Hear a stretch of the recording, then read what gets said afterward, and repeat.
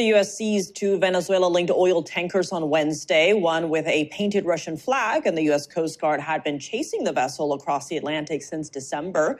It was actually flanked by two Russian naval ships and a submarine. The other tanker was in the Caribbean. To explore the latest developments surrounding Venezuela, we're joined by retired U.S. Navy Captain Armin Kurdian. He's also a foreign policy and national security analyst, as well as a California State Senate candidate. Armin, thank you so much for joining us. Always great to have you. Now, Homeland Security Secretary Kristi Noem saying both ships were either last docked in Venezuela or en route to it. As a retired Navy captain, how are you viewing all of this? What's next for these vessels? Good afternoon, Tiffany. A properly behaving oil tanker that is shipping oil between countries doesn't ship sanctioned oil. It doesn't turn off its transponder. It doesn't report false positions. It doesn't put on a false flag, and it doesn't try to hide itself as it's in transit.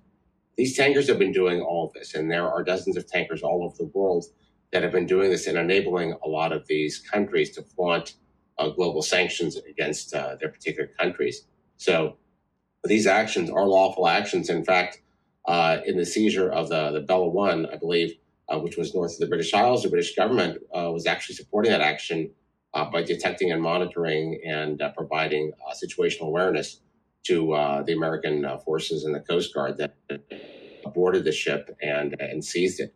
So I think Donald Trump has basically said, look, we're not just going to play this game anymore. If these are really sanctioned vessels and they're carrying illegal oil, then we're going to stop them in the high seas. So he has really upped the game in this sense, and it has put a major stranglehold on these countries and their ability to sell oil even at a discount price.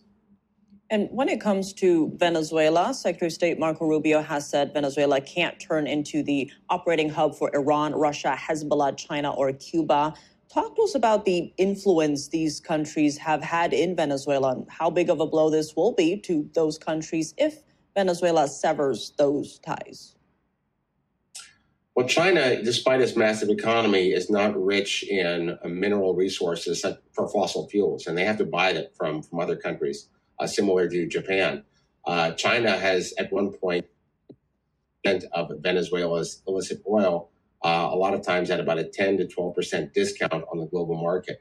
Right now, that oil, about $60 a barrel is, they would sell it for 50 to 53. It's very hard to make money on that because that oil also requires a lot of refining capacity. So China's basically been able to prop up Venezuela's economy through these cheap oil purchases. Iran and China have also engaged with Venezuela in trying to flaunt the U.S. sanctions through barter systems. So when you can't use a U.S. dollar, if you're barred from using a dollar or your physical barrier, so to speak, through the banking system, that you can't use petrodollars, you have to engage in barter. So Iran has given Venezuela technology, drone technology, military kind of work, and the same thing with Russia, providing Russia with oil, Russia providing Venezuela with additional expertise, a barter system. They've been trying to circumvent a lot of sanctions. So these four countries are aligned simply because they don't like the United States. And taking Venezuela out of that puzzle is going to do, it's actually going to hurt China quite a bit.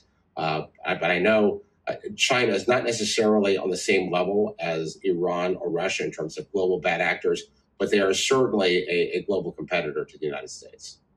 And expanding on that, the Chinese regime has funded multiple projects across Venezuela, from energy to telecoms, as well as massive loans. Venezuela officially signed on to China's global infrastructure project known as the Belt and Road Initiative in 2018. What do the moves by the U.S. in Venezuela mean for China's influence in the region? Well, China's been doing this all over the world with their Belt and Road initiatives. A lot of times they just loan the countries this money themselves. Hey, we're loaning the money to do this, and then the countries can't pay them back, and then suddenly China owns the entire port facility or owns the refining facility, and as a way to stick their claws into someone else's government. That is something that the United States is very, very concerned about. We don't want that happening in our backyard, and that's why Donald Trump went into Venezuela and picked up Maduro for law enforcement for a lot of his drug connections, but at the same time, with the hope that they can compel Venezuela to change its behavior through gentle coercion, shall we say. The president says we're going to run the country, well, not the day-to-day operations, but if we can tell them, look, get rid of Russian and Iranian and Chinese influence and let the United States in, the free markets. Your economy used to be the world's fourth largest per capita GDP back in the 1950s. They are now so far down the totem pole. They're right behind Cuba and Haiti. An 88% drop in their GDP over the last few decades. Their people are impoverished. They can't buy food. They can't work. And it's time for Venezuela to realize the benefits of capitalism and eliminate the scourge of socialism. And Armin, there is a refocus by Washington onto the Western Hemisphere on enforcing the Monroe Doctrine, or as Trump is suggesting, the Donroe Doctrine. Talk to us about what you're watching for, though, in this hemisphere. Could Chinese influence be completely pushed out or displaced? I don't know if it'll be completely pushed out, but hopefully it'll be somewhat displaced. The Donroe Doctrine is the conglomeration of America First policy with the Monroe Doctrine, saying, look, we don't want to get involved in foreign wars, but we see that changing Venezuela's behavior and influencing them internally is a benefit to the United States and will help us kind of going forward. Early on, we talked about the strikes on the boats and whether he would engage in military strikes within the country. Well, this is a military strike and a retrieval of Maduro, and there's a lot of questions as to whether it was a legal action, not a legal action.